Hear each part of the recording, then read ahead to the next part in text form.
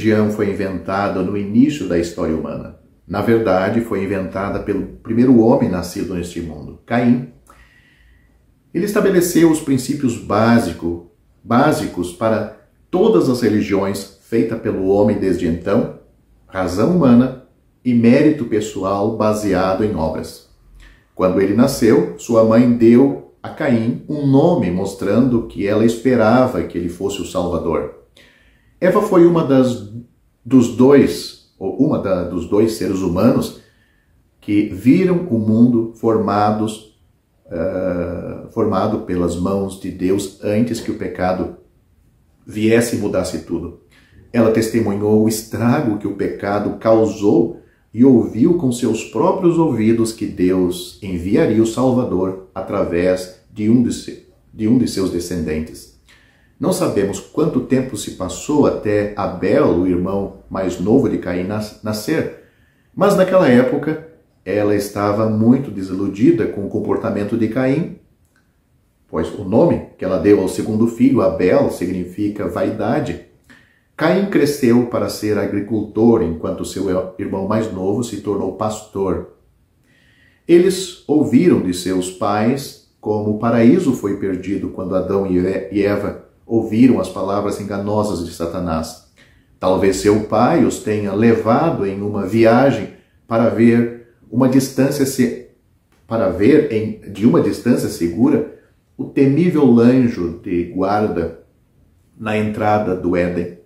Eles aprenderam como deveriam se aproximar de Deus, como Deus havia sacrificado um animal para vestir Adão e Eva quando estavam ainda no jardim. Sem dúvida, eles testemunharam o pai, Adão, fazendo sacrifícios pela família. Sempre um sacrifício de sangue, pois este era o caminho de Deus. Então, um dia, foi a vez deles. Eles eram homens e agora deveriam oferecer seus primeiros sacrifícios a Deus. A oferenda de Caim teria sido impressionante.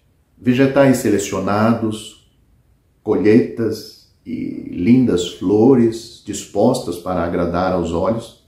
O sacrifício de Abel estava em nítido contraste. Quando a fumaça se dissipou, as cinzas do pequeno cordeiro na pedra carbonizada foram tudo o que restou. No entanto, Deus aceitou Abel e o seu sacrifício, e rejeitou a Caim e o seu sacrifício. Caim ficou com raiva, ignorou o aviso cheio de graça da parte de Deus, matou seu irmão e virou as costas para Deus. Irônico, não é? Que a religião e assassinato andam de mãos dadas desde o começo. No entanto, não é surpreendente em nosso mundo moderno, onde as manchetes anunciam com uma frequência de partir o coração atrocidade após atrocidade feitas em nome da religião humana. Um rápido estudo da história humana interveniente mostra que isso não é novidade. Considere as cruzadas cristãs ou o jihad islâmico. A religião de Caim se desenvolveu em uma espécie de humanismo, crescendo ao lado de notáveis avanços tecnológicos, sociais e artísticos, mas terminando em uma sociedade tão vil e amoral, ou falta de moral, que Deus enviou um dilúvio mundial para destruí-la completamente. Isso já está registrado, começa a ser registrado em Gênesis capítulo 6. O pecado é feio aos olhos de Deus. Seus efeitos são muito óbvios em cemitérios, prisões e hospitais. É tão ofensivo a Deus que exige uma cura radical, um pagamento de sangue. A palavra de Deus é muito clara. Sem derramamento de sangue, não há remissão, não há perdão de pecados. Hebreus capítulo 9, versículo 22. A religião humana recusa a história de Deus, mostrando seu amor através da cruz de Jesus Cristo. Mas a razão humana e o mérito pessoal, como o sacrifício de Caim, não resultarão em aceitação por Deus.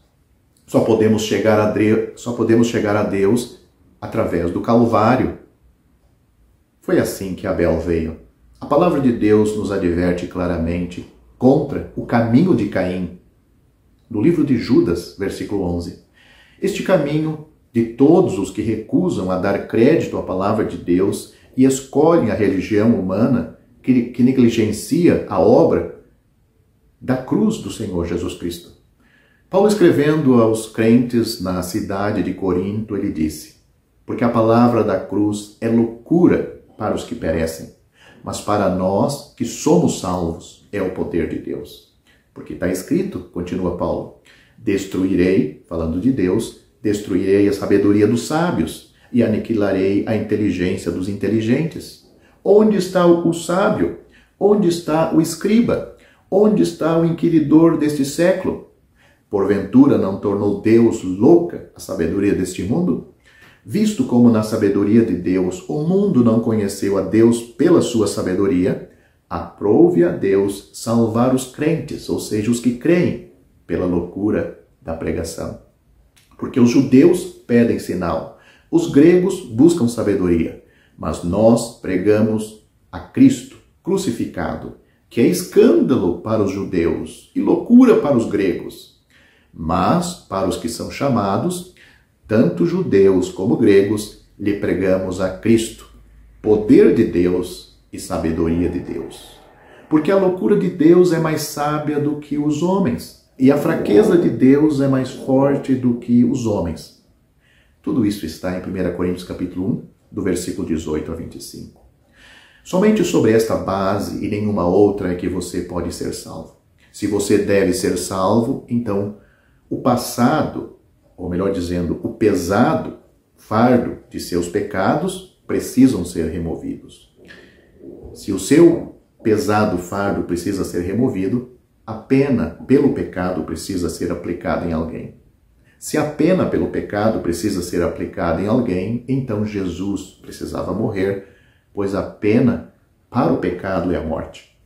Você não poderia suportá-lo sem perecer miseravelmente. Assim diz o apóstolo: pelo seu nome vos são perdoados os pecados. 1 João capítulo 2, versículo 12. Não pelas obras que você possa praticar, nem pela sua moralidade, mas pelo nome de Jesus, ou seja, pela pessoa do Senhor Jesus. A misericórdia flui hoje mesmo. Não por meio de alguma relíquia em alguma cidade santa, nem por meio do toque de alguma mão santificada, mas de uma vitoriosa ressurreição de Cristo nos céus, que está nos céus. Pode-se ter acesso a Ele estando em qualquer lugar. Toque nele, ou em outras palavras, creia nele e você será salvo. É somente pela fé. As Escrituras são conclusivas quanto a este ponto. A salvação não é por meio das obras, e nem por meio da fé e obras combinadas, mas somente pela fé. A Bíblia diz: pela graça sois salvos por meio da fé. Isto não vem de vós, é um dom de Deus. Não vem das obras para que ninguém se glorie. Efésios capítulo 2, versículos 8 e 9. Esta é a única resposta sensata. Cuidado para não perder sua alma eternamente só por causa desta pequena questão, o tempo da sua resposta a este convite de salvação. Pois a Bíblia diz: eis aqui agora o tempo aceitável. Eis aqui agora o dia da salvação. 2 Coríntios capítulo 6, versículo 2. Se como pecador perdido aos olhos de Deus, você tiver crido de todo o coração, tiver aceitado o Senhor Jesus como tendo sofrido na cruz por todos os pecados cometidos por você, e tendo ressuscitado, Ele ressuscitado para a sua justificação, então o Cristo na glória é aquele em quem você está agora firme e seguro. Você já tem, portanto, a vida eterna. Você está nas mãos do bom pastor, e ele nunca o deixará de assim conduzir até que o tenha introduzido no lar celestial.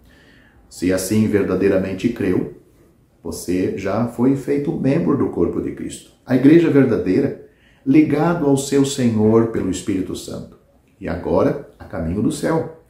O Senhor Jesus se alegra em reunir os seus em torno de si, fora do arraial, e ao seu nome exclusivamente, até que ele volte para levar-nos todos a este lar celestial, para estarmos com ele e sermos semelhantes a ele para todo sempre, por toda a eternidade, na glória e para o seu louvor eterno.